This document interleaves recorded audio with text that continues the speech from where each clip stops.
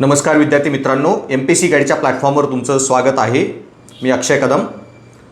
बरीच मुलं MPSCच्या प्रिलिमच्या कट ऑफबद्दल चिंतेत आहेत, पण मी माझ्या अनुभवातून सांगतो की गेल्या वर्षी मला 120च्या वरती मार्क असणारे 15-16 विद्यार्थी माझ्या संपर्कात होते, पण यावर्षी 100च्या वर असलेली आत्तापर्यंत मला फक्त 4-1 मुलंच मिळालेली आहेत, ज्यांच्या पहिल्या आन्सर कीनी मार्क 100च्या वर आहेत.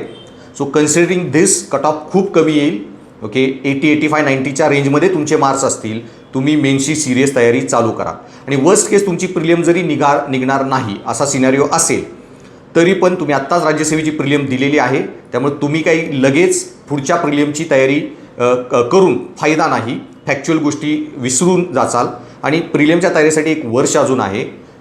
आत्ताचा 4-5 महिने हे तुम्ही मेन्सवरच फोकस केले पाहिजेत.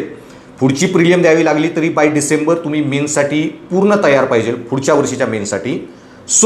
तुमचा रिझल्ट येऊ किंवा नको येऊ, तुम्ही यावर्षीच्या मेन्सची तयारी चालू करा. तोपर्यंत तुमचे मेन्सचे सगळे विषय चांगले तयार करून घ्या आणि जरी तुमची प्री नाही झाली तरी ह्या वर्षीच्या मेन्सला मॉक 0 मेन्स असं ट्रीट करा की ही मेन्स मी तरीही देणार आणि जेही राज्यसेवेचे पेपर येतील मी ते सोडवणार.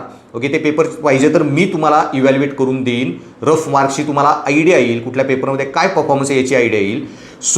तुम्ही रिअल MPSC राज्यसेवेची मेन्स देणार किंवा मॉक देणार, दोन्ही सिनॅरिओमध्ये राज्यसेवेच्या मेन्सची तयारी लगेच चालू करा आणि मग ऑक्टोबर-नोव्हेंबरपासून फुल फ्लेज प्रिलिम्समध्ये तुम्ही शिफ्ट होऊ शकता.